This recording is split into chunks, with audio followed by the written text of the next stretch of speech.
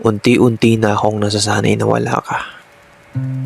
There's a time na namimiss kita, and there's a part of me that loves you. Hindi pa rin nawawala yung feelings ko sa'yo. Pero hindi na ako umaasang babalik ka. Hindi rin kasi mahirap kalimutan ng mga pinagdaanan natin at yung mga memories natin. Naalala ko pa rin kung paano tayo naging masaya nun. At yun ay hanggang alaala na lang. Pero kaya ko nang itawid yung araw ko nang hindi na ako umiiyak. Niisip kita pero wala nang tumutulo sa mata ko. Kundi puro pasasalamat na lang at grateful ako kasi dumaan ka sa buhay ko.